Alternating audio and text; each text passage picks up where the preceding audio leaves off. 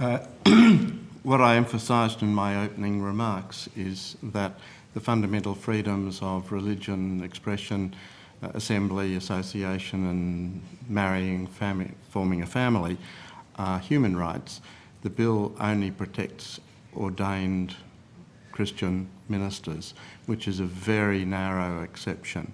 The exception, if it's to be there at all, needs to apply to every Australian citizen in every area of belief, every area of practice, every area of association and every area of family formation.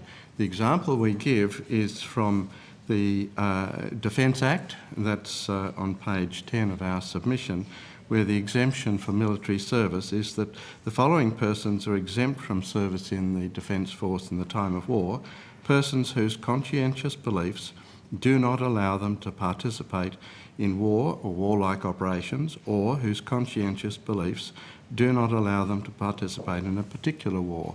So if there were to be exceptions to this bill, it would have to be of the nature that any person who has a conscientious belief that same-sex marriage is not really marriage should be allowed to hold that belief without prejudice to their employment, as examples given by Mr Isles a moment ago, without prejudice to their ability to communicate, to express their views, without sanctions against them, without the ability to associate with others of like mind,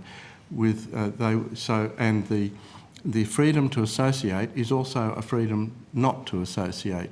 So if those who do not accept same-sex marriage, they should be free to not associate with those who they choose not to associate with. So if you take the full ramifications of people being able to exercise their freedom of conscience, freedom of expression, freedom of association and so on, every Australian citizen should be free to exercise those freedoms in every circumstance. It is hard to see how that can be compatible with a law to introduce same-sex marriage in Australia. So again, if all those preconditions are met, Dr Phillips, will FamilyVoice support the change in the definition of marriage?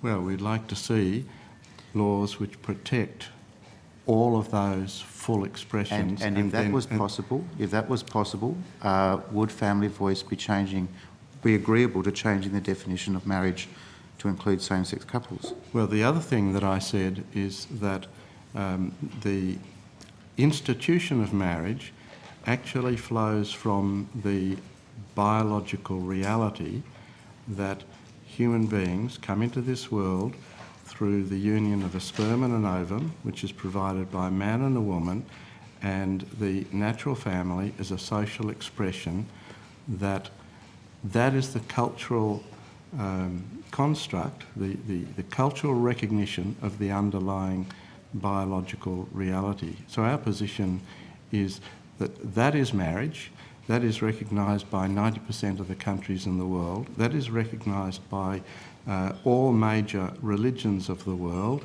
not only Christianity but Hinduism, Buddhism, Shintoism and all the other religions.